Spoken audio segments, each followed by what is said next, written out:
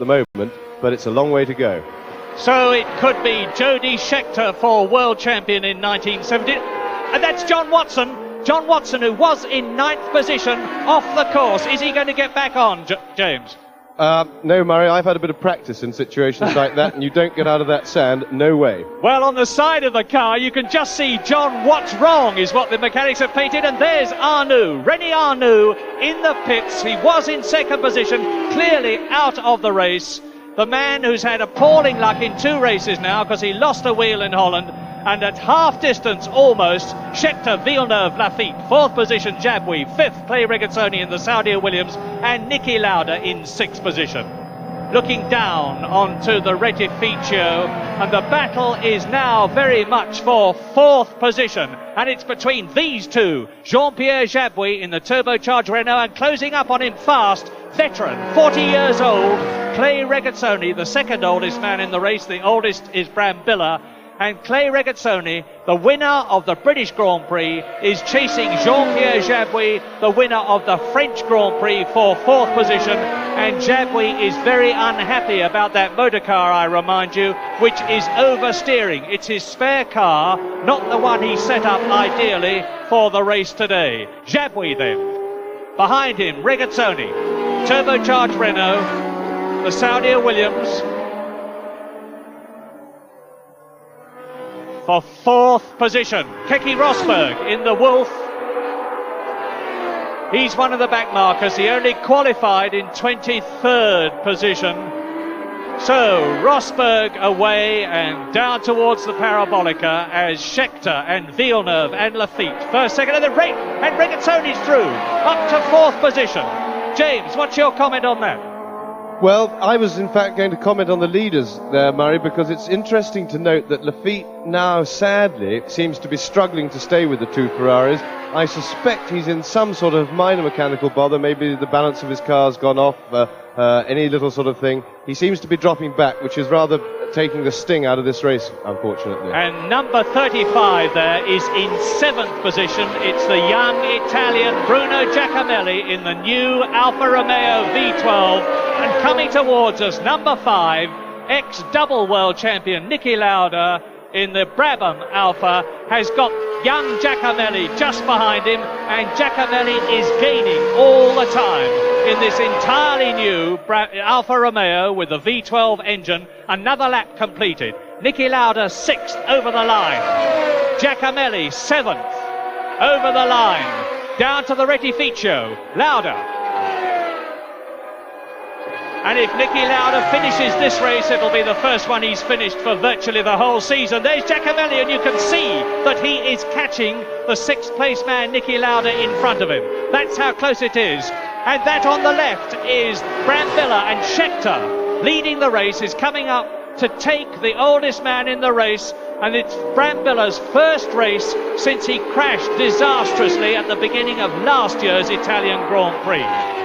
And now Scheckter is through. There's Villeneuve coming from behind Brambilla as Hans Stuck goes round the Parabolica in the ATS. The next car you see will be the leader, Jody Scheckter. There he is, Villeneuve still right behind him in 2nd position, and Jacques Lafitte is definitely dropping back.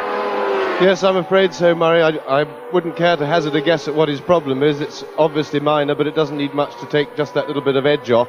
And I think the Ferraris are now asserting some dominance in the race, which of course is a situation that plays into their hands, means the pressure's gone off Jody. All he has to do now really is to concentrate on finishing. That's Giacomelli. He's spun off. You can see the rear wheels ploughing into the sand. The man who was in 7th place and catching 6th place man Niki Lauda and standing a chance of getting a world championship point is out of the Italian Grand Prix.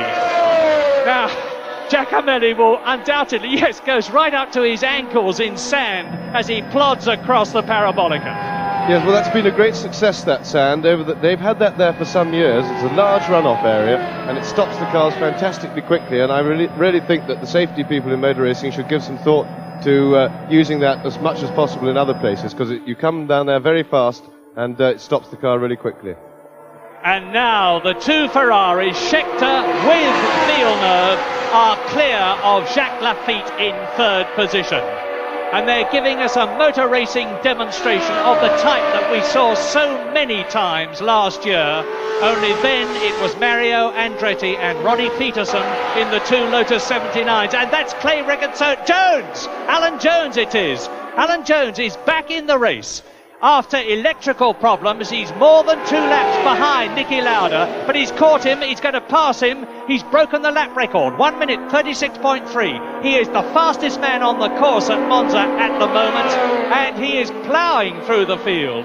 He won in Germany, in Austria, in Holland. He can't catch the leaders, of course, and that's Lafitte's car. That's the man who was in 3rd position. And with no Lafitte in the cockpit, that means to say that if Jody Scheckter there can win this race, and he is now on the 49th lap out of 50, he has to be the 1979 world champion, because Jacques Lafitte will not catch him, and Gilles Villeneuve will hold the 2nd position to team orders. And Regazzoni is now up into 3rd position because Jean-Pierre Jabouille is out of the race with an oil leak. So, both the Renaults out, and Jody Scheckter comes down to the Parabolica for the 49th time out of 50. In his wheel track, Gilles Villeneuve, the white car behind them, is in 3rd position. It's Clay Regazzoni, and he has got the gap down from over 7.5 seconds to just under 4 seconds. They are now starting the last lap. Well, Murray, unless we get a last-minute drama, Jody Scheckter's world champion for 1979.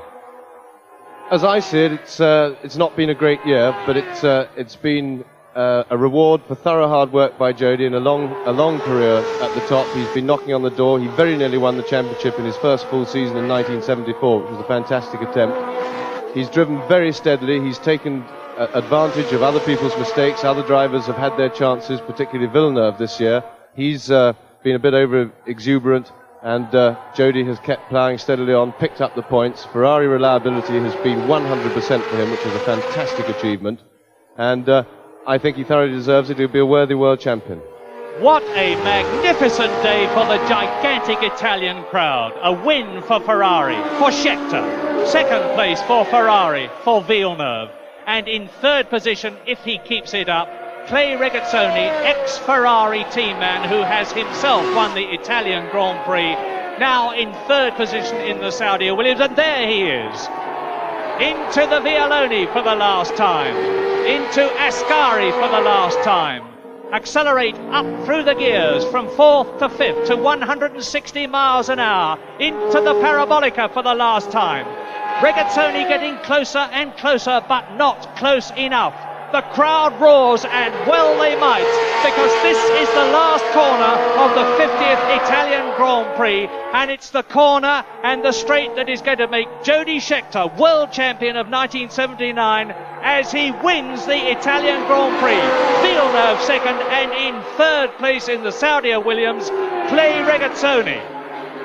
A wonderful race. There is the 1979 world champion Jody Scheckter, and up into 2nd place in the world championship goes Gilles Villeneuve. Ferrari's 1st and 2nd. In 3rd position Regazzoni, 4th Niki Lauda. He finished 5th Mario Andretti back in the points, and 6th Jean-Pierre Jabouille in the can.